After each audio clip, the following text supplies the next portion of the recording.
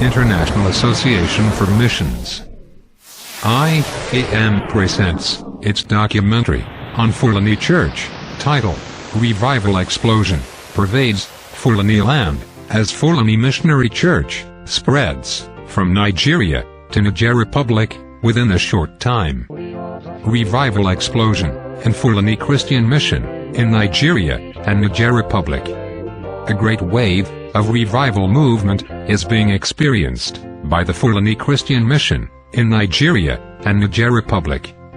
These two countries are amongst the 19 countries of Africa the Fulanis are found.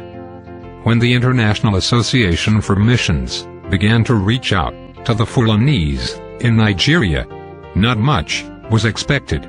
But right now, God has blown the missionary church and even turned it to a going concern in Nigeria and Niger Republic. It is now a church in its own right. The origin of Fulani people. The word Fulani is not the real name the people are called. Their name is Fulbe. Fulani is the name given to them by the Hausa people who lived with them. According to some writers, Fulani people are believed to have their origin from Egypt or northern Sudan or Ethiopia. The reason is because of their body features, such as light skin, thin noses, thin lips, weave hair, tall lean bodies, which they share with these countries. The 19 countries the Fulanis are found are 1. Senegal, 2. Guinea, 3. Gambia, 4. Mali, 5. Nigeria, 6. Ghana, 7. Sierra Leone, 8. Benin Republic, 9. Burkina Faso, 10. Guinea-Bissau, 11. Cameroon, 12. Côte d'Ivoire, 13. Niger Republic, 14. Chad, 15. Togo, 16. Liberia, 17. Central African Republic, 18. Sudan, 19. Egypt. Their main occupation. Traditionally, most Fulanis are shepherds and farmers. Their religion, Islam, is the main religion of the Fulani people. Their language. The language of Fulani people is called Fulfulde, but many of them also speak Hausa language. Advent of IAM into Fulani land.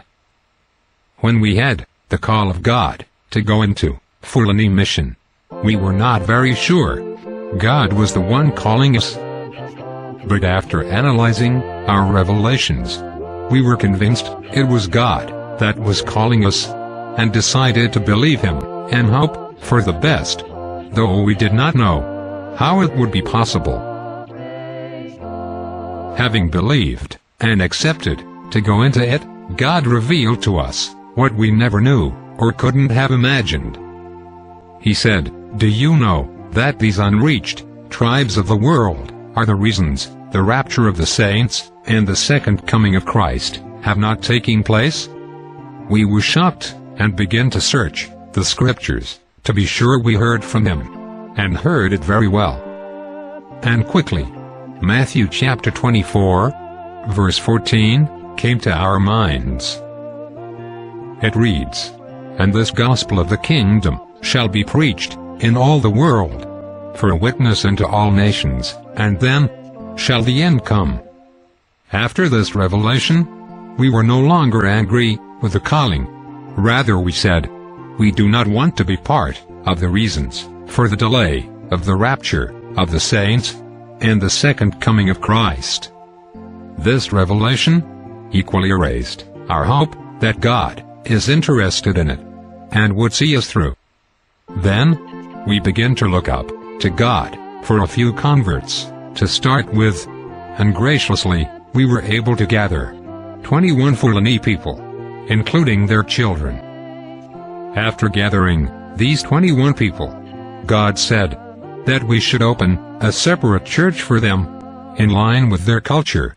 Otherwise, we would lose them. He said that one of their weaknesses is that they are shy people, and their women seldom look at man's face, especially strangers like us from other tribes. We agreed and started the Fulani Missionary Church on the 30th of February, 2013. The marvel of God's grace so far. About 6 months after the commencement of Fulani Missionary Church, we recorded over 100 in attendance. After about 6 months, 2 young children of our members had revelation of the rapture of the saints in the same week. They did not know what they saw, but after they narrated the dreams to us, we told them it is rapture and explained to them its meaning. As at this time, we had never taught them anything on the last days of the church on earth. We had been concerned with the issues of salvation. After this, we felt that God was saying to us, "Hurry up! You are too slow." We then said that we need to be fast on the job and not allow anything slow us. We therefore increased the tempo of our commitment and started making sacrifices. And as a result of this, 3 years after commencing, we rose to about 1,000. This figure was not only what we had, as at this time, there were places we have reached with the gospel, but have not opened fellowship centers for them due to financial constraint. Our areas of coverage so far are Nigeria. 1. Federal Capital Territory, Abuja. 2. Nasarawa State. 3. Kaduna State. 4. Taraba State. 5. Yobe State. 6. Borno State. 7. Gombe State. 8. Adamawa State. Niger Republic. 1. Difa State. 2. Towa State. 3. Zinder State. Nigeria growth rate was slowed by the activities of the insurgents. Among our converts are 4 traditional rulers and 1 deputy traditional ruler. One of the traditional rulers is already a house fellowship leader and converted his house for it. This deputy traditional ruler once sponsored a radio program with 45 minutes airtime, which we used to preach the gospel in Fulani language to his people for the first time in the history of that area. This message was recorded by the radio house and replayed once each week. The advantage of this, according to him, is that wherever his people are, they carry their radio, and so can hear the gospel message. We saw this as a breakthrough, and wish that more people would sponsor radio programs in their areas. Fulani mission challenges commonly experienced.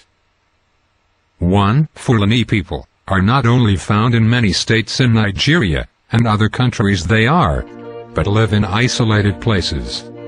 This means visiting each location with the gospel. In some locations, you find only about 4 to 5 houses. 2. Some are migrants who move as they move their cattle for grazing. 3. They are mostly timid people, especially their women, and this makes it difficult to approach them with gospel for the first time. 4. They are mostly Muslims. Some practice Spiritism in addition. 5. They are mostly illiterate people. 6. They hardly trust any other tribe, unless you are personally known to them. 7. They live very distant from the cities of their region. 8. Many of their cultures restrict them, in many ways, from hearing the preaching of people they do not know, or come across before. 9. Once converted, they are persecuted, sometimes with threats of death. 10. They have no access to good water, hospitals, schools, for their children education, etc. 11. They have no spirit in them to develop themselves like other people of the world, because they live far from other people, especially city people. 12. Governments, where they reside, do not have them in their plans. Neither do they have knowledge of their rights as citizens of that government. 13. Educated Fulani people do not live among uneducated people in these remote locations, and do not remember them at all as to plan for them. 14. Many of our converted young men can't find Fulani women to marry, as no Muslim gives his daughter to a Christian. 15. Majority of men who ought to have given their lives to Christ decline because they have more than one wife and do not want to send them away and retain their first wife. 16. Many of them have neither entered the city nor sought to know what is in the city, except that they know that human beings are there. 17. Many have no knowledge of the existence of the church or any other person who is not a Muslim like them. 18. In many of their remote locations, telephone services do not get to them, not to talk of electricity or clean water for drinking. 19. Lack of money is one of the major issues we cannot overemphasize when you talk about reaching them with the gospel. 20. Worst of it all, our Nigeria church plans do not cover Fulani people and other unreached tribes of the world. Programs we designed to address some of these challenges. Having considered these, how do you cover the people with the gospel becomes the question we must answer. What we mean by a missionary church is a church that focuses on the special needs of the people to lift up their morale for Christianity. It is not run like conventional churches. So, apart from our usual Sunday services, we have media retreats, charity outfits, medical care, building persecuted people's home, where we keep them until we resettle them, building schools for basic education for children, literacy classes for adults, missionary school to train all willing converts to take up the task of reaching out to their people wherever they may be, visiting their remote locations to assess the cost of sending them the gospel, sponsoring missionaries to each of the locations, sponsoring missionary journeys to other Fulani villages we have not reached before. Our third-year anniversary celebration. According to the mission director of the International Association for Missions, Pastor Kingsley Anoka, the reasons for marking the third-year anniversary of the Fulani Missionary Church are to thank the God of mission in unison as a body of Christ, especially with all those who contributed one way or the other to the progress of Fulani mission. To congratulate the Church of Jesus Christ for overpowering the religious powers that blocked Fulani people's evangelism before now, and to express hope for future endeavors. He said, the past 3 years of this ministry was a period that proved that the Church of Jesus Christ is on top of world religious powers that have been hindering the completion of the Great Commission. He noted that, up till today, the issue of Fulani evangelism has remained an embarrassment to the Church, like the great Goliath of Gath, who withstood the Israelites and tried to degrade their faith in their God. Pastor Anoka therefore called on churches to cooperate with the International Association for Missions, IAM, to withstand this monster posing as almighty in Fulani mission. According to him, to avoid confrontation with this monster is to delay further the rapture of the saints, and the second coming of Christ. The anniversary celebration, which was held during our 2016 Easter retreat, witnessed God's presence, to the extent that the participants felt the program should not end on the last day. And it was added glamour by the cutting of the anniversary cake by Bishop Samuel Mutum, an Anglican bishop from Kaduna State. The event witnessed, among others, children dedication. Our Fulani women love to dedicate their children to God. This is to satisfy their hearts that their children have been covenanted to God. They brought their children for dedication during this program. Fulani Women Choir. Our Fulani women are the most cherished jewels we have. They dance with enthusiasm, like our conventional church women. We look up to them to be used to encourage other Fulani women to come out of their shame and follow us to serve the Lord. Pastoral ordination. Two brothers who exemplified themselves in love, hard work, and obedience to God and the leadership IAM were ordained IAM missionary pastors. This brought to 6 the number of IAM missionary pastors. What qualifies a person as a missionary pastor is when he serves in Fulani mission through much sacrifice and love for Fulani mission.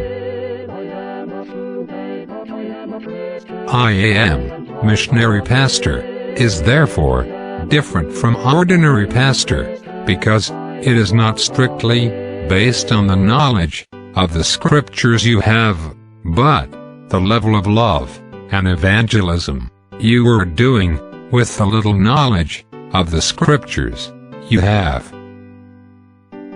Fulani missionary workers move into Niger Republic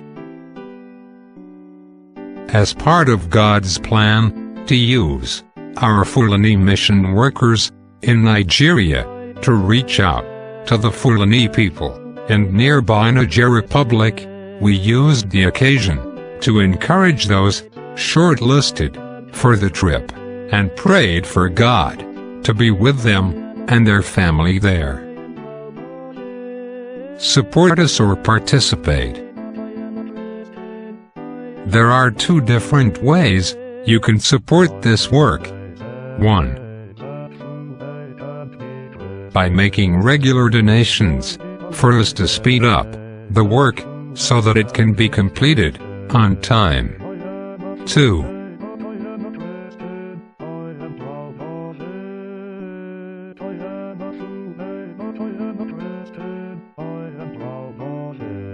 By making intensive intercessory prayers for our mission and missionaries on the mission fields. However, if your church prefers to venture into the Fulani ministry alone, we have a much needed we can render to you in the area of logistics support, and this will be done free of charge. Finally, in Romans chapter 1 verse 16, the scriptures says, "The gospel is the power of God unto salvation to everyone that believeth." This has been demonstrated in this Fulani missionary work. Brethren, the ugly stories we hear about the Fulani people, be it the activities of their herdsmen or Boko Haram insurgents, rest with the gospel. Let us all therefore play our individual roles to ensure that they receive this gospel of Jesus Christ and be changed. Secondly, as we trust God to deliver them from their errors, we request you all to pray for their forgiveness for the damage their forefathers did to earlier missionary work. We also request all churches to stop condemning the Fulani people, but rather begin to pray for their salvation, as this is the only way to correct their bad attitude, which is common with all other tribes of the world that have not heard about Jesus for the first time.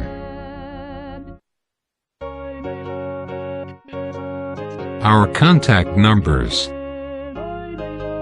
If you are a born-again Christian or a Christian organization and you are led by God to support us, please pay into the account of International Association for Missions EcoBank account. Thank you and God bless you as you do so.